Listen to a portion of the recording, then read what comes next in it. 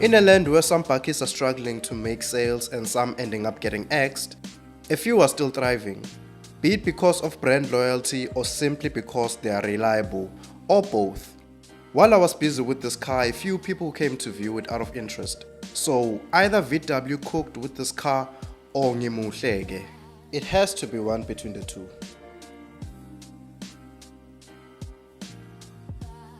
But let's explore what gets people interested to buy this bakkie.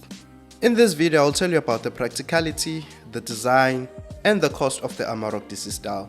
We will also look at who VW is competing with and my thoughts on whether or not it's worth getting this bakkie.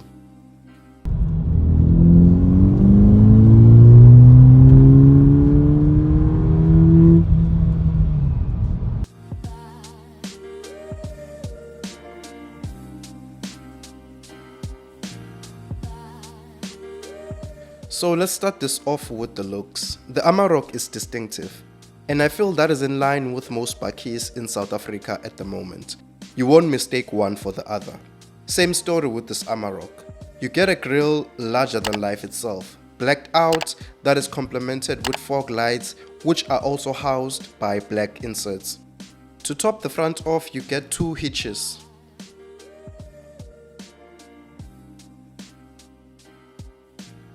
One thing I love about the side of the Amarok is that there is no over-the-top branding.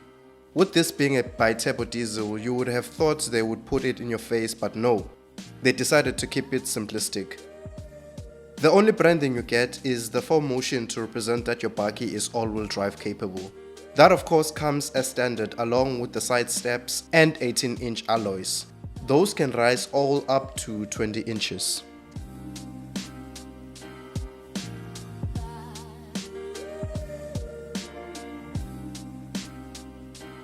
And so in the back you get a standard park distance control, rear view camera, assisted tailgate, which means it's light to open and close, a tow bar, and rear bumper. Of course that also comes along with the Amarok engraved on the tailgate. This particular bakkie is fitted with a canopy and in my opinion suits this bakkie very well. This is how it looks open.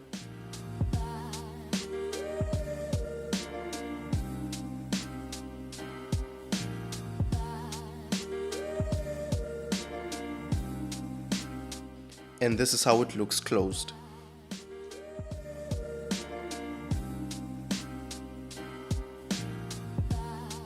And so overall the exterior for me looks nice, no complaints on my side. Before we get into the inside, let me tell you what's under the hood. Being able to push out 154 kilowatts and 500 Newton meters of torque, you have a 2-liter bi-turbo engine that pulls all of the wheels via a 10-speed automatic gearbox. With that power and torque, the Amarok is able to pull about 3,500 kilograms. So that engine is more than capable.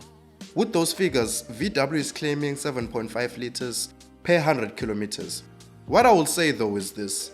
Since I got the GTI, I haven't been anywhere under 10 liters per 100 kilometers. So do with that information what you want. Mina, all I'm saying is, housing tool. Anyway, review on the drive and fuel consumption of the GTI is coming soon. So make sure you are subscribed for when I drop that video. The good news is that the Amarok as standard comes with a 4-year 120,000 warranty and a 5-year 100,000 maintenance plan. If you know the current market we are in, that actually deserves a round of applause.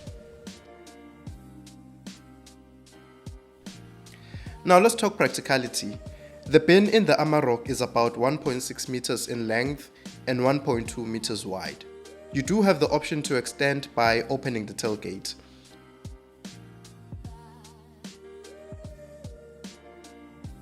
The passenger and the driver space inside is decent. I can sit behind my normal driving position, as expected because this is a huge bakkie.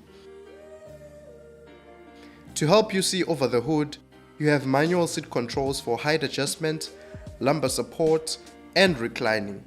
With this being the bottom of the line, you have cloth seats.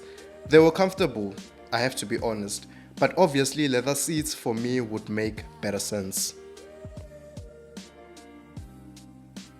I also wanted to say that I was pretty surprised at how good and minimal the interior looked. Everything from the gear selector to the 12-inch infotainment, as well as the digital cluster. This is the smaller one that comes as standard. You do have the option to go for the larger one. These will give you information about your drive and also what mode to pick depending on where you are driving.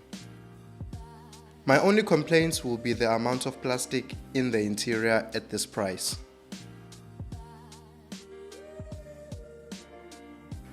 While we are on that, this car is going for 750,000 with only 8,000 kilometers on the clock.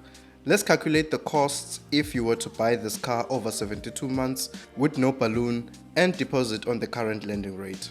You would have to fork out about 14,700. The 80-liter tank can cost you around 1,800 to be fully filled. After that, your insurance hits a debit order of about 2,500. And that brings your total cost of ownership to about 19,000 for the DC style Amarok.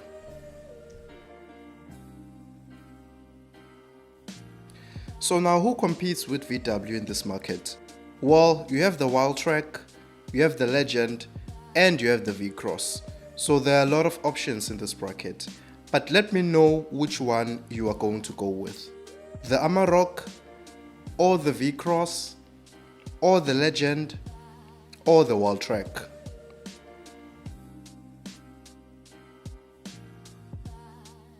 So, what's my verdict on the DC style Amarok?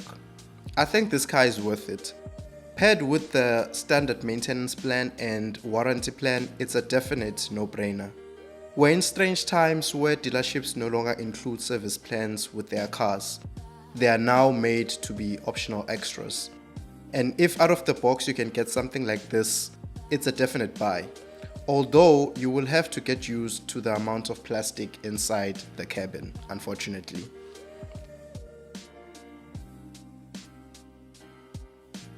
Anyway, that has been it.